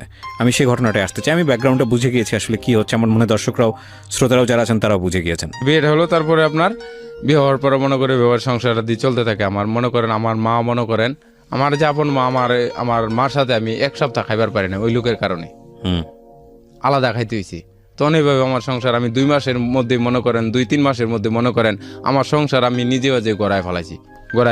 আমার সংসার ওর কামাই ওরা খাইবো, আমার কামাই আমি খামু, আমার কাজের টাকা আমি খামু। তখন মনে করেন এইভাবে চলতে থাকে। মনে করেন 2 দিন পর পর আমার সাথে ঝগড়া হয়েছে নুরুল হক। তো একদিন আকাশমণি গাছ আছে না, ওই গাছটা কাটে, তখন আমি গাছ কাটতে বাধা দিছি। এক পর্যায়ে যায় এসে আমারে মনে করেন আমার স্ত্রীরে খস্ত করে, ঘরের ভিতরে ভয় দেখায়, দা দিয়া আমারে ভয় দেখায়। তখন আমি যাইয়া থানায় গেছি, যাইয়া আমরা থানায় যাই আপনার জিটি করি ওর নামে ওই সময়টাতে। আর পরের দিন গেছি আর কি, না আমার কেউ কোনো যুক্তি পরামর্শ দেয় নাই, আমার নিজের মাথা বিন খাটাই গেছি যে আমার যে জায়গায় এই এলাকায় আমার আপন কেউ নাই, আমার আইন ছাড়া আর কোনো কিছু নাই, আমার আইনেই যেতে হবে। তখন আমি যাই জিটি করি। জিটি করার পর মনে করেন 3-4 দিন পরে মনে করেন আমার উপরে আবার অত্যাচার শুরু। তখন আমি বালুকা থানার তদন্ত ওসি আছি হরজত স্যারের দ্বারাতে আমি জিটিটা করি। স্যারে ফোন দিচ্ছি, স্যারে আমার আবার তো এরকম শুরু করছে, কমে দেখতেছি। একটা জিনিস কি যে আসলে আইনে কতদিন দেখবো, 2 দিন 4 দিন, সবসময় তো আইনে আমার চোখ রাখতে পারবো না। তখন মনে করেন হরজত স্যার একদিন বললো যে দেখ জুয়েল, আমি তো সবসময় তোরে নজর রাখতে পারি না, তুই তো আর এমপিও না, তুই মন্ত্রী মিনিস্টারও না যে তোরে আমার দেখে রাখতে হইব, আমি কেমনে দেখবো? তুই থাকস ওই জায়গায় একটা ঘটনা ঘটে গেল, কিন্তু এই ঘটনা ঘটায় ফেলালে কি তোরে মাইরা ফালাল না, তুই হেরে মাইরা ফালালি, এটা তো আমরা যাইতে যেতে কাম শেষ। তারপরে আপনার স্যার এই কথা বললো। পরে আপনার 2-3 দিন পরে আবার মনে করেন আমার পরে একই অবস্থা। ওদিন আপনার যেদিন ঘটনাটা ঘটছে ওদিন আপনার শুক্রবার ছিল। ওদিন আমার একটা জিনিসকে, আমি যে বাড়িতে সংসার চালাতাম তখন আমি মোটরসাইকেল চালাইতাম ভাড়া, অনলাইনে যে ঢাকা শহরে যেরকম দেখলাম আজকে আর কি দিকে ভাড়ায় মোটরসাইকেল চালাই, ওইরকম আমি ভাড়ায় মোটরসাইকেল চালাইতাম গ্রামে। তখন মনে করেন ওদিন আমি মোটরসাইকেল নিয়ে জানাই, তো ওই যে গাছটা কাটছিল, যে গাছটা জিটি করছিলাম, ওদিন ওই গাছটাই ওই লোকে কাটতে লাগছে। তখন আপনার আমার মা ঘরে বসে রয়েছে, আমার স্ত্রী ঘরে বসে রয়েছে, আমার সন্তান হয়ে যায়, এই আমার স্ত্রীর সন্তান হয় আর কি। তখন আমি যাইছি, উনি যাই আপনার গাছ কাটবেন না। ও কেন, কে গাছ কাটবো না, কে গাছটাকে তোর বাপের? ওরম কই এই কথার মধ্যে এই কথাটাই বলছি, হ্যাঁ যে আমার বাপের। যখন আমি বাধা দিছি তখন আমার এই কথা কয় কি যে গাছটা কি কারণে কাটতেছি তুই বুঝোস না? আমি কই কি কারণে কাটতেছেন? এমনি বলতেছি সরাসরি যে কি কারণ কাটতেছেন আমি তো জানি না বাবা, এমনি বলতেছি। বাবা কই বলছে যে বাবা আমি তো জানি না আপনি কি বুঝে কাটতেছেন। বাবা বলতেন ওনাকে? না বলতাম না, মানে ওই সময় বললাম আর কি যে কি কারণে কথা বলে বলাছে যে বাবা কি কারণে আপনি কাটতেছেন আমি তো জানি না। ওই গাছটা লাগে তুই জিটি করছ, তুই নিজে বুঝোস না? এমনি করছে তুই জিটি করছ যে তুই নিজে বুঝোস না, তোরে মাইরে পরে আমি থানা মাঝে ঢুকবো, জেলের ভিতরে ঢুকবো, তোরে মাইরাই। তারপরে আপনার এক পর্যায়ে যায় মনে করেন আমি গাছের সামনে দাঁড়াইছি, তখন ওর হাতে ছিল দা। তখন মনে করেন আমার দা খুব যায় নাই, তো একটা বাড়ি দিছি এই জায়গায় আর কি, কোমরের দিকে। হ্যাঁ কোমরে মেরুদণ্ডের দিকে আর কি। তখন ওই বাড়িটা খায়া তখন আমি পড়ে যাই, যে পড়ছি যে কাছে ডালাগুলো ছিল, ডালাগুলো কাটিয়ে যে রাখছি নিচে, ওই ডালার উপরে আমি পড়ে যাই। তখন আমি পড়ে গেছি ডালার উপরে, তখন তো আমি দেখতেছি আমার দুই চোখ অন্ধকার। তখন তো মনে করেন ডালা দইরা যে উপরে পড়েছে, ডালা দইরা লাইছি আমি। ডালা ধরলে মনে করো দা দিয়া কূপ দেয় আমারে, পরে আমি মনে কর বাড়ি দেয় না দাদা, কূপ দেয়, আমি ডালা দেয়া ফিরাই। তখন মনে এক পর্যায়ে যায় এতটুক লম্বা 4 ফুট 5 ফুট লম্বা একটা ডালা কাটে খাড়া করে রাখছি, ওই ডালা দিয়ে আমি ওই দা দিয়ে কূপ দেয়, আমি মনে করি আমি ডালা দিয়ে ফিরাই। ওরকম মনে হয় 100 পর্যায়ে কাটতে কাটতে 2-3 ফুট কাটে যায়, লাস্টে যায় ও ডালা কেটে গেছে, ডালটা কেটে যাচ্ছে। ডালটা কেটে যাচ্ছে দাওয়ার কূপে। তখন মনে করেন আমি ফালাই দিয়ে মনে করি দৌড় দিয়ে লইছি। তখন আমার আপনার দাওটা, এই যে একটা দাগ আছে, এই যে এই দাগটা আপনার ধাওয়ের, আমার পুরনো ছিল লুঙ্গি, তো লুঙ্গির জন্য ভাগ্যিস আমার ভালোভাবে কাটে নাই আর কি, লুঙ্গি কাটা গেছে। তখন আমি দৌড় দিছি, দৌড় পর্যায়ে দিয়ে আমার খালি চুলকাইতে, তখন চুলকাই হাত দিছি, পরে দিয়ে আপনার এই পর্যন্ত রক্ত পড়তেছে আমার পা থেকে।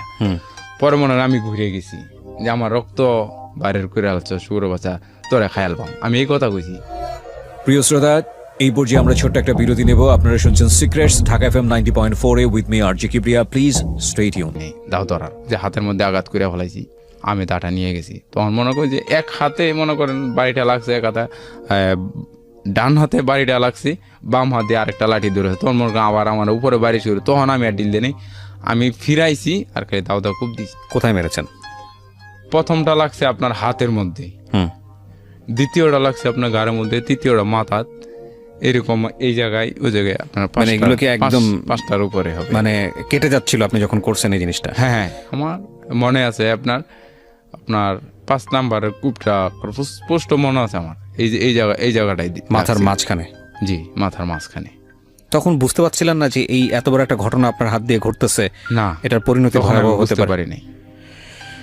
তারপরে আমরা যখন রাগ করি, প্রিয় শ্রোতা, দেখুন আপনারা আজকে যে ঘটনাটা শুনলেন, আপনাদের প্রথম পর্যায়ে শুনে মনে হয়েছে নুরুল হককে যেহেতু সে ছোটবেলায় অবস্থায় দেখেছে, সে নিশ্চয়ই বাবার প্রতিশোধ নেবার জন্যে একটা সময় নুরুল হককে খুন করবে। ঘটনা কিন্তু সেদিকে আগায়নি। নুরুল হককে যদি সে বাবার জায়গায় মেনে নিতে না পারত, তাহলে কিন্তু নুরুল হকের সঙ্গে এত কিছু হতো না।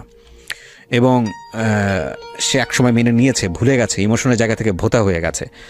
এই যে ঘটনাটা ঘটলো সেটা সম্পূর্ণই রাগের বশবর্তী হয়ে, এবং এই রাগ যখন মানুষের মধ্যে হয় তখন আসলে মানুষের কোনো হিতাহিত জ্ঞান থাকে না।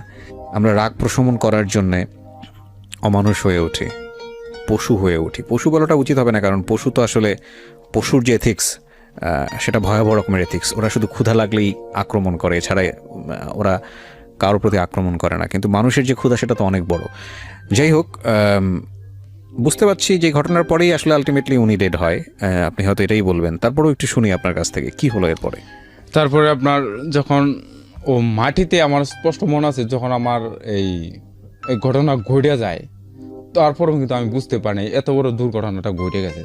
যখন মাটিতে পড়ে গেছে ডাইলা, তখন মনে করো আমার শরীরটা, ইমোশনটা অন্যরকম হয়ে গেছে আর কি। তখন আমি ওই জায়গায় ঠিকই না, আমি দৌড় দিয়া উপরে উঠে গেছি। ওখানে কেউ ছিল না? আর আপনার বাবা? আমার মা ঘরে ছিল। আমার মারে ওই সময়টাই আমার মারে মায়ের দূর করছে। নুরুল হক নিজেও মেরে আসছে? উনি আমার মারে মায়ের দূর করিয়া তারপরে গাছ কাটতে গেছে। তারপরে এই ঘটনা আর কি। আমার স্ত্রীরও গাড় ধরে ঘর থেকে বাইর করে দিয়েছে, আমার সন্তান সহকারে। আপনার এই ঘটনার আগে একটু থামাচ্ছি। আপনার এই ঘটনাটা যখন আপনি ঘটাচ্ছিলেন, দুজন যখন মারামারি করছেন, র্যান্ডমলি তো চোখের সামনে ঘটনাটা ঘটার কথা, ওই সময়টা দেখছিল কে এই ঘটনাটা? এই সময় আপনার দেখে নাই কেউ। আমার স্ত্রী যখন ঘর থেকে প্রথম অবস্থায় ঘর থেকে গাড় ধাক্কা দিয়ে বার করে দিছি, আমি যখন গাছ কাটতে বাধা দিছি, তখন আমার কিছু না গয়া আমার স্ত্রী যায় ঘরে, আমার সন্তান সহ। যখন আপনার বাবাকে, বাবা তো না আপনার সম্পর্কের বাবা উনি আসলে, তো ওনাকে যখন আপনি এই যে দা দিয়ে এইভাবে আঘাতটা করলেন, ওই সময়টাতে আপনার জানা মতে কেউ দেখেছে এটা? না, কেউ এটা দেখেনি। না। আচ্ছা, ঠিক আছে, বলেন। একদম একটা নিরপেক্ষ জায়গা আর কি, যে বাড়ির কাছে কি। তারপরে কি হলো? আপনি জিনিসটা করার পরে, এই জিনিসটা করার পর আপনি কি করলেন? আপনি উপরে উঠে গেলেন? উপরে ওঠা মানে? তারপরে মানে আমি ঢালে, এই ঘটনা ঘটছে ঢালে। তখন ওই যে আমার স্ত্রী যখন গাড় ধাক্কা দিয়ে ঘর থেকে বার করে, তখন আমার স্ত্রী বার করে দিচ্ছে, তখন আমি বকা বাকিতে লাগাইছি, তখন আমার স্ত্রী আবার ঘরের ভিতরে গেছে। আপনার সন্তানের বয়স কত তখন? আমার সন্তানের বয়স তখন আপনার 3 মাস, 3.5 মাস, মাত্র 3.5 মাস। হ্যাঁ। আচ্ছা, তারপর আপনার আমার স্ত্রী ঘরের ভিতরে যখন বাহির করে দিয়েছে ঘর থেকে, তখন আমার স্ত্রী আবার ভয়ে আমার গালিগালাজ শুনে আবার ঘরের ভিতরে যাচ্ছে, যাইয়া ঘরে সিটকেল লাগে বসে রয়েছে। আবার আমার যে মারধর করছে এই ঘটনার আগে আমার মা ঘরে মনে করেন এই যে অবস্থায় মারধর করছে, যে আমার তো বয়স হয়েছে তখন ওই অবস্থায় আরেকটা মেয়ে আছে, মেয়ে বলতে ওই নুরুল হকের ভাইয়ের মেয়ে, ওই মেয়েকে নিয়ে আমার মা ঘরে শুয়ে রয়েছে। আর আমাদের দুজনের এই ঘটনা ঘটেছে। তখন আমি ঢালে ছিলাম, ওই ঢাল থেকে উপরে উঠছি, এটা আমার স্ত্রীর নাম হচ্ছে মালারে আমি ডাক দিলাম, মালা এদিকে। পরে দরজা ছিটকারি করছে, কি আমি পরে আমার এই কথাটা আমার স্মরণ আছে, আমার সন্তানটারে লিয়া তুই তোর বাপের বাড়িতে কেমনে যাইবে, কি করবে না করবে এটা আমি কিছু জানি না, তুই আমার সন্তানটারে নিয়া তোর বাপের বাড়ি তুই যা, আমি 2 চোখ যেদিকে যাই ওইদিকে যেতেছি। তখন শুধু আমার পুরনো একটা লুঙ্গি ছিল, একটা গেঞ্জিও গায়ে ছিল না, আর একটা স্যামসাং মোবাইল ছিল টাচ, এরকম একটা মোবাইল ছিল সাথে, আর কিছু ছিল না। এই মোবাইলটা আর এই লুঙ্গি পরনে আর কিছু ছিল না। এই অবস্থায় মনে করি আমি, তখন আমার হাতের মধ্যে দাটা আমার হাতে, ওই দাওটা, তখন কিন্তু আমার মাথার মধ্যে কিন্তু জ্ঞান আহে নাই যে আমার হাতের মধ্যে দাওটা। তখন মনে করেন আমি এই কথা বইলা যখন আমার হাতে দা দেখেছে, দাওয়ার মধ্যে রক্ত, তখন আমার স্ত্রী মনে করেন ভয়ে আতঙ্ক লেগে গেছে, কই রেখেছে গো আল্লাহ গো, এমনি চিকার লইছে আর কি। তখন তো মনে করেন আমি দৌড়, তখন আমার মাথার মধ্যে একটা কাজে আমি এনে থাকবো না, এই কাজটাই আমার মাথার মধ্যে কথা আছে, আমি কই যাবো যে এটাও কিন্তু ঠিক ঠিকানা নাই এরকম।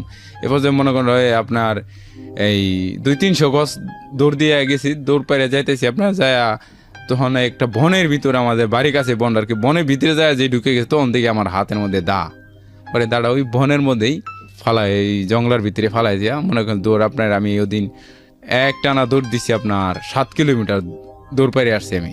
কিছু লোকে জিজ্ঞাসা করছে এই দৌড় পাড়াস এই কিছে, আমি কই সামনে ট্রাক্টর নষ্ট হয়ে গেছে, এই আমার খেতে আছে এনে, এই খেতে ট্রাক্টরটা নষ্ট হয়েছে, মেকার আইতেছে, ট্রাক্টর এনে একা ফালাই থেকে গেছিলাম, ওই ট্রাক্টর দেখতে যেতেছি এমনি বাইল দিয়া অনেকক্ষণ দৌড়ে আমি স্কোয়ার মাস্টার বাড়ি আছে, আইসে আপনার একটা বাড়ি আছে পরিচিত আর কি, লোকটার নাম বলছি না, নাম বলার দরকার নেই, বিপদে পড়ছি আমি, একা বিপদে পড়ছি, ওরে অযথায় একটা মানুষকে জড়ায় লাভ নাই। তারপরে আপনার আমি ওই বাড়িতে আইসা কোনো ডাক দেই নাই, কোনো কিছু সারা শব্দ করি নাই। তখন এমন বৃষ্টি ওই দিনটা, সারা ওই সময়টা প্রচুর বৃষ্টি, তখন আমার ভিজে গেছে লুঙ্গি, আর মোবাইল তো ভিজে গেছেই, এই যে কচু পাতা দিয়ে আপনার মোবাইলটা ডাইকা রাখছি। পরে দেখি কেউ নাই এই বাড়িতে, পরে দেখি বারিন্দার মাঝে একটা লুঙ্গি একটা শার্ট। তখন আমি মনে মনে ভাবলাম যে জীবনে চুরি কি জিনিস করে নাই, চুরি বিদ্যাটাও জানা নাই, আল্লাহর নাম লয়ে ওইটা দইরা ফেলাইছি। ধরে মনে করেন ওই জায়গায় অনেক মনে করেন লুঙ্গি চেঞ্জ করলাম, শার্ট পাইছি একটা, ওই শার্টও চেঞ্জ করলাম। আমার সামনে জুতা ছিল একটা, দরজার সামনে এক জোড়া জুতা ছিল, এই জুতাগুলো মনে করেন পায়ে দিয়ে মনে করেন বৃষ্টি যতক্ষণ পর্যন্ত না থামছে ততক্ষণ পর্যন্ত আমি ওই জায়গায় দাঁড়াই রয়েছি।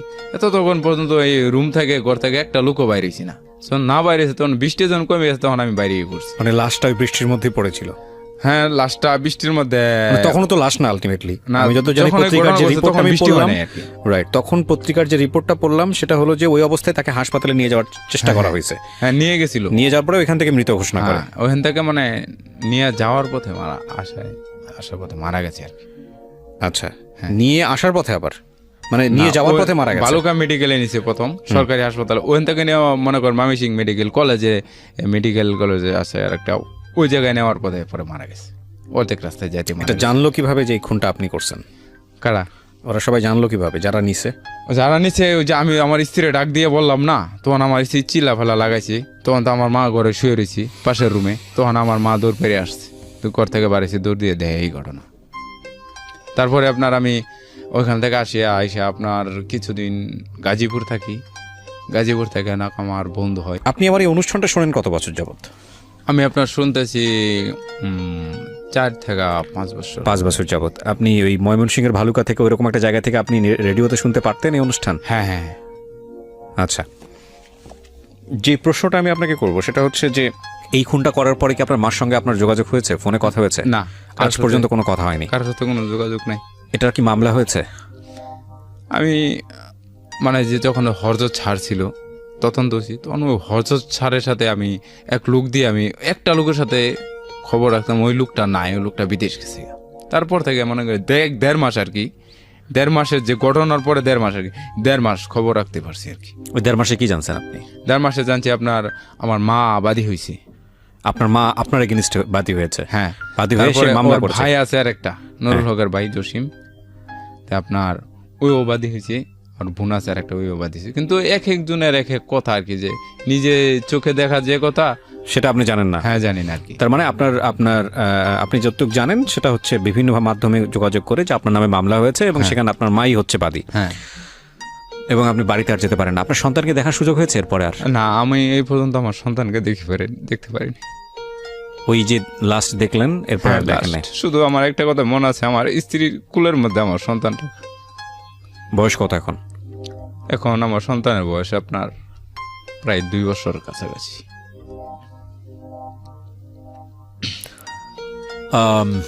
The silence does make sense, cause আসলে কি বলবো, নাথিং টু সে।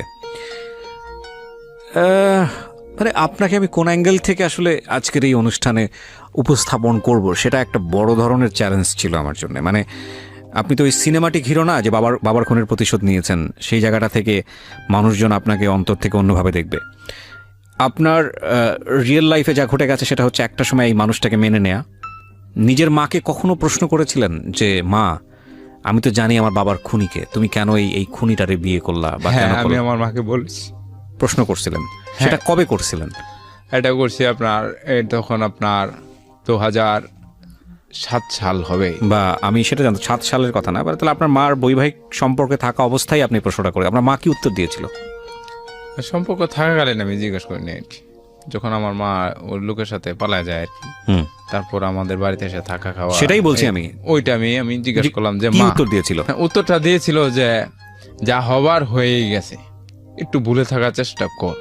এবং আপনি ভুলেও ছিলেন? হ্যাঁ, আমি ওই যে ওদিন ওই কথা থেকে আমি সবকিছু আমি ভুলে গেছি। তার মানে আপনার এই খুনটা আসলে আপনার ওই অতীত যে ঘটনাটা, সেটার সাথে এটার কোনো রেশ নাই। এই খুনটা বেসিক্যালি আপনাদের দুইজনের রাগারাগি এবং উত্তপ্ত মস্তিষ্কের ফসল। মন থেকে তাকে মেনে নিতে পারেননি সেটা ঠিক, কিন্তু তাকে আপনি এক ধরনের অ্যাকসেপ্ট করেও নিয়েছিলেন। এবং জমি জমা নিয়ে মূলত আপনাদের যে বিরোধটা ছিল, সেই বিরোধের ফসল হচ্ছে এটা। প্রিয় শ্রোতা, আমি শুধু শেষে একটা কথা বলতে চাই যে উনি এখন, আচ্ছা আপনি আমাকে প্রথম দিকে যে কথাটা বলছিলেন এটা একটু বলেন তো, আপনি কেন এখন আইনের হাতে নিজেকে সঁপে দিতে চান?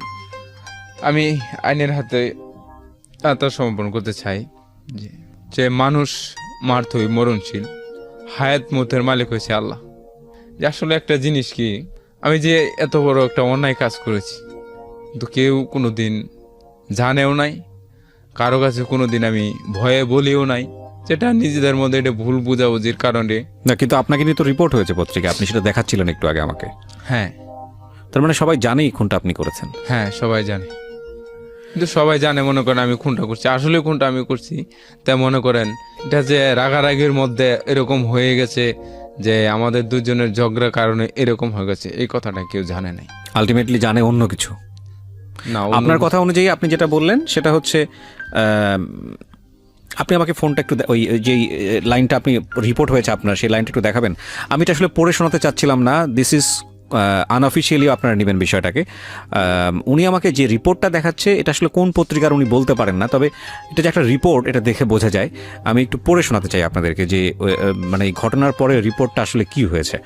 সো আমি যেহেতু আপনাদেরকে পত্রিকার কোনো রেফারেন্স দিতে পারলাম না, বাট এটা বোঝা যাচ্ছে এটা একটা রিপোর্ট হয়েছে, সেহেতু এটাকে আসলে ওইভাবে আমলে নেওয়াটাও খুব মুশকিল। আমার মনে হয় আমলে না নেওয়াটাই উচিত হবে।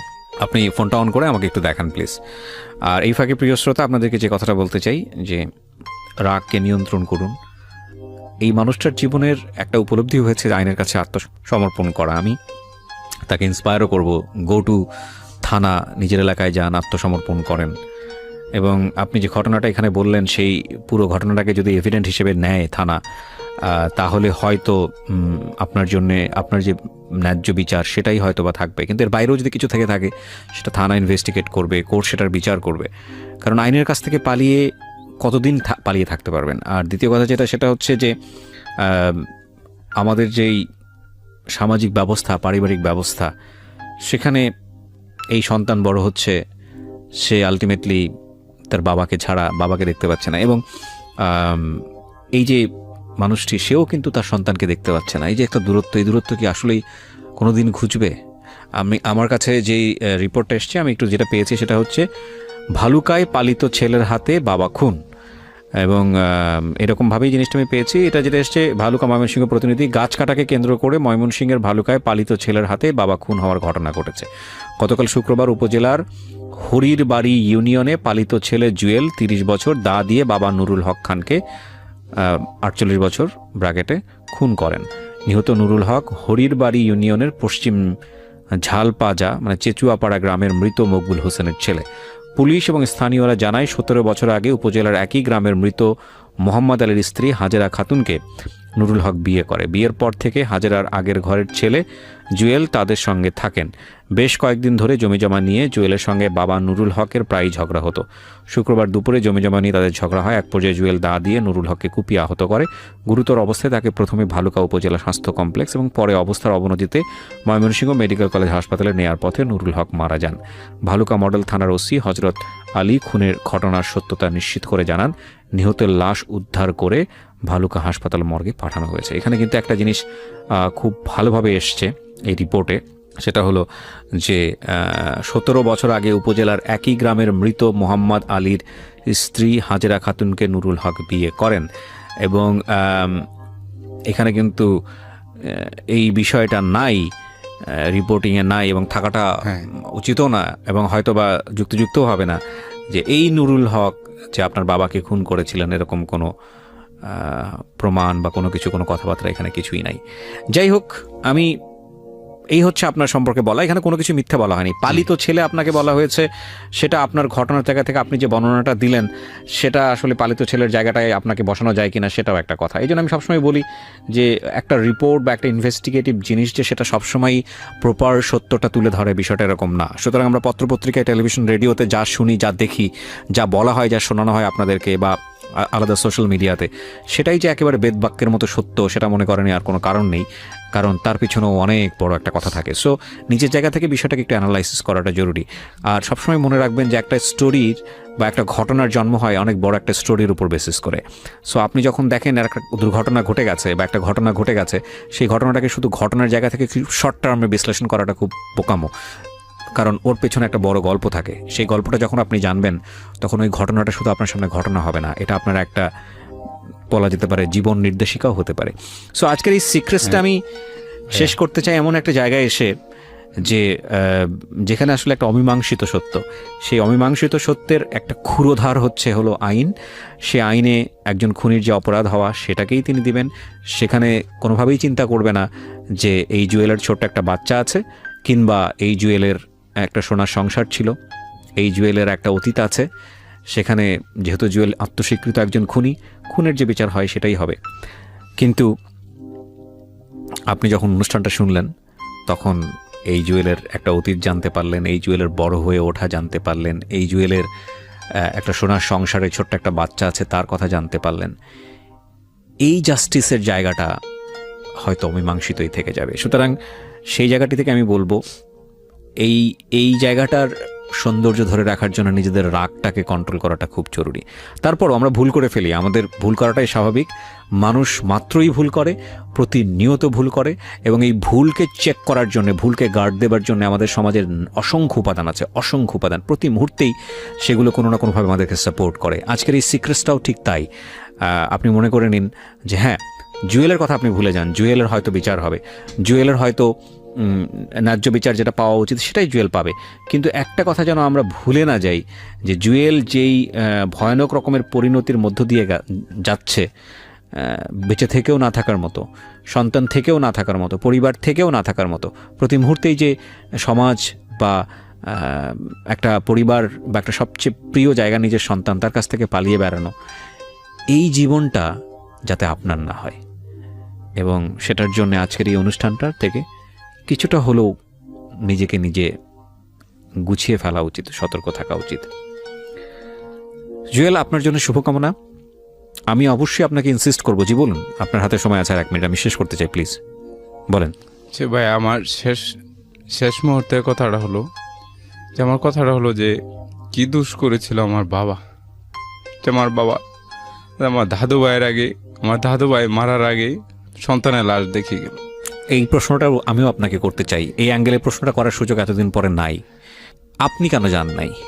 বুঝলাম আপনি ছোট ছিলেন, তাহলে আপনি কেন পরিণত বয়সে আপনি আপনার বাবার মৃত্যুর বিষয়টা নিয়ে আপনি কেন আইনের দ্বারস্থ হন নাই? হ্যাঁ, আমি বালুকা থানায় গিয়েছিলাম, তো তখন আমার বললো, যখন আমি পরিপূর্ণ বুঝতে পারি আর কি, তখন ধরেন আমি- থানা থেকে আপনাকে পজিটিভ কিছু বলা হয় নাই, তাহলে আপনি এই লোকের সঙ্গেই কেন এতদিন ধরে থাকলেন? আপনি তো সে ছেলে আমার মানুষ, মা আপনার তো আমারে- জোর ছিল আমার মা আমারে বলছে যে বাবা না। আগে আপনার মা পিছে- আপনাকে বললেই যে আপনার সেটা সব মানতে হবে, অন্যায় কিছু, সেটা তো কোনো কথা নাই। অন্যায় তো আপনিও করেছেন আপনার বাবার প্রতি। এই প্রশ্নের জায়গাতে আপনি কোনো উত্তর পাবেন না, বরং আপনি আরো খাটো হবেন। হ্যাঁ, আপনার বরং ভুলের জায়গাটাই আপনি বড় করে দেখেন যে হ্যাঁ, জি। আপনার যেটা ভুল হয়েছে হ্যাঁ। এরকম একটা মানুষের সঙ্গে আপনার দীর্ঘদিন থাকা, এবং আপনি যখন একটা আলাদা জীবনযাপন করার সুযোগ ছিল সেই জীবনযাপনটা বেছে না নিয়ে এরকম একটা মানুষ জেনে শুনে, যদি আপনার কথা সত্যি হয়ে থাকে নুরুল হকের ব্যাপারে, তার সঙ্গে বসবাস করে নিজের জীবনে বিপদ ডেকে নিয়ে আসা, এটাই আপনার জন্য সবচেয়ে বড় ভুল। এবং বাবার মৃত্যুকে এক ধরনের মেনে নেওয়া, সাপোর্ট করে যাওয়া, ভিতর থেকে আপনি